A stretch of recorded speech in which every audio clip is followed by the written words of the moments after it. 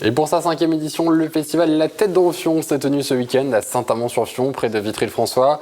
Une année record qui comptabilise 13 000 festivaliers. Bonsoir Didier Krieg, vous êtes donc le président de cet événement. Objectif atteint? Bonsoir, oui, objectif atteint et très content d'avoir atteint cet objectif de 13 000 festivaliers. Alors du coup, 6 000 visiteurs le vendredi, 5 000 le samedi, 2 000 le dimanche. Qu'ont pu apprécier donc ces festivaliers qui ont fait le déplacement? Alors, 3 ambiances différentes en fait. Le vendredi, effectivement, une soirée plutôt électro avec plusieurs DJ qui ont enflammé un peu le public et là, ça a bien marché. Et puis le samedi, c'était plus rock, donc là aussi, une ambiance totalement différente et avec des styles. Il peut y avoir du métal, il peut y avoir du punk, du groove. Enfin, on avait un peu tous les styles. Et le dimanche, on était dans une approche tremplin, donc des groupes rock, mais qui se produisaient, on va dire, pour la première fois sur une scène professionnelle. Et voilà, ça a donné quelque chose de totalement différent, mais très intéressant.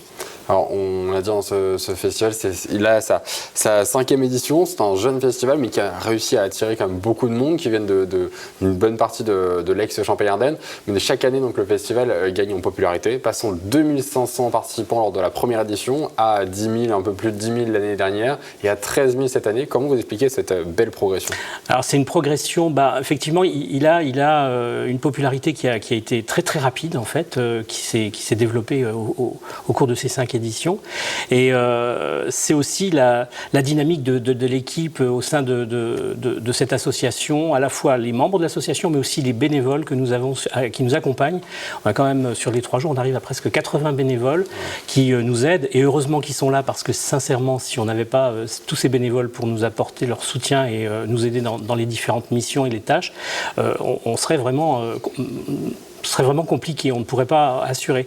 Donc effectivement, il y a eu tout ça, et puis tous ces bénévoles propagent aussi leur ressenti par rapport à ce festival, et même au sein du village, on sait qu'il y a une certaine impatience. Avant que le festival n'ait lieu, tout le monde s'interroge, est-ce que ça va avoir lieu? On n'a pas encore les dates, mais qu'est-ce qui se passe? Mais on fait un petit peu durer le suspense, mais en même temps...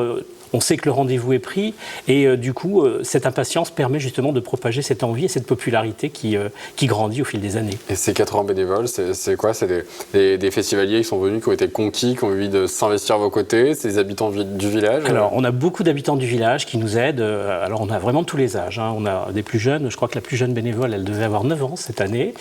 Voilà. Et puis, on a des personnes retraitées qui nous aident, mais il y en a aussi qui nous aident tout au fil de l'année pour réaliser le mobilier. Voilà, on fait du mobilier made in la tête dans le fion, on va dire. Donc voilà. Donc du coup, effectivement, toutes ces personnes interviennent et puis on a des jeunes qui effectivement s'inscrivent. On a fait appel, on a recruté un petit peu du bénévolat via les réseaux sociaux et ça a répondu présent. Donc des jeunes qui sont des alentours, qui sont des villages proches ou même d'un peu plus loin. Il y en a qui viennent de Châlons, il y en a qui viennent même de Saint-Dizier, je crois. Et donc du coup, ça permet d'avoir quand même un panaché de population qui correspond à peu près à nous festivaliers en même temps. D'accord. On rappelle quand même l'origine de ce festival, c'était d'animer un petit peu quand même ce village de Saint-Amand-sur-Fion, le faire connaître, jouer l'humour effectivement avec le nom du festival. Mais aujourd'hui finalement, est-ce que ce créneau a changé ou au contraire, est-ce qu'il s'est conforté avec ce résultat de très bien? Alors, il s'est bien conforté en fait. Effectivement, l'idée c'est véritablement de faire rayonner un petit peu ce village de Saint-Amand-sur-Fion et puis tout son territoire, avec notamment aussi la route du Champagne qui se trouve, les coteaux Vitria qui sont juste puisqu'on est à l'entrée de cette route du Champagne. Donc voilà, valoriser ce territoire, valoriser le village avec son patrimoine, avec ses hébergements touristiques, etc. Donc oui, ça a permis quand même de faire rayonner tout ça et l'objectif reste toujours le même, de promouvoir ce territoire. Alors une nouveauté cette année qu'on vient de voir sur ces images, une déambulation artistique avec des bulles géantes, un recours donc aux arts de rue, aux arts du cirque. C'est une volonté, je crois, du festival de ne pas rester uniquement concentré sur la musique. Oui, tout à fait. Tous les ans, on a une expression artistique différente qui est invitée pour, on va dire, compléter un petit peu l'offre avec la musique et bien évidemment le fil rouge.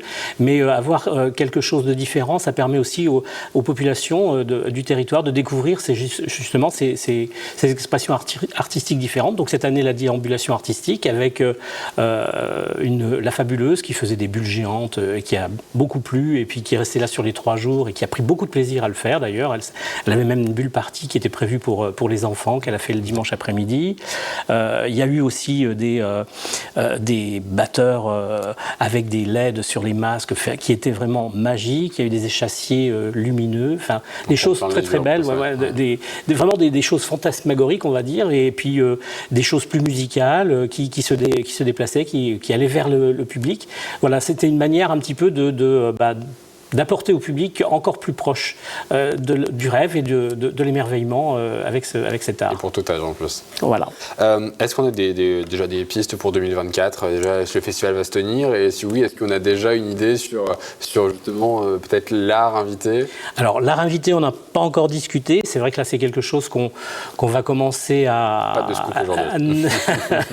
Non, pas forcément de scoop. En fait, on commence le travail à partir du mois de septembre. C'est vrai que là, on s'accorde une bonne pause parce que c'est un peu nécessaire. Donc, à partir de septembre, on va commencer à se gratter la tête pour justement trouver cet art invité. Bien évidemment, il aura lieu l'année prochaine. Toujours pareil, on ne va pas changer les dates. Enfin, troisième week-end, bien sûr. Et l'art invité, il faut qu'on essaye aussi de coller un petit peu à l'actualité. Donc, je ne sais pas, l'année prochaine, il y a les JO. Voir, je ne sais pas, on va voir. On va essayer d'imaginer des choses autour de ça, pourquoi pas. Et rendez-vous donc en juin 2024 pour découvrir ça. Absolument. À Saint-Amand-sur-Fion, entre Vitry-le-François et Châlons-en-Champagne. Merci beaucoup, Monsieur Cric, d'avoir fait le déplacement sur notre plateau.